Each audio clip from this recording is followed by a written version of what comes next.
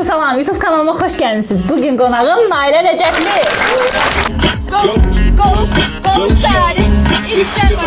Nələr açılacaq onu oxusam, nələr. Təsdiqlənən bir uşaq olmamışam. Kaş ki bloger olmazdım dedirən hər hansı bir hadisə yaşanıbmı? Çox rahatım. O da çox linçə səbəb olur.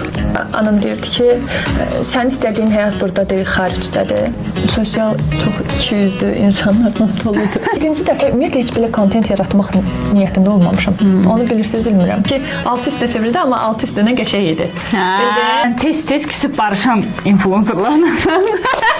Vallahi deyirəm, bu sosialda əgər kimlə dost olub uzaqlaşmışamsa, hamısı qarşı tərəfin problemi olubdur. Bunu hamı qəbul eləmir də, hər kəsin öz xarakteri var.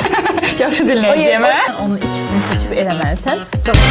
Səncə Azərbaycanda hansı influencer olduğu yerdən daha çox şişirdilir? Amma onu eləyən çox insan var, başa düşürük. Şişirdildiyi qədər deyil. Biz Azərbaycanda yaşayırıq, Amerikada yaşamırıq.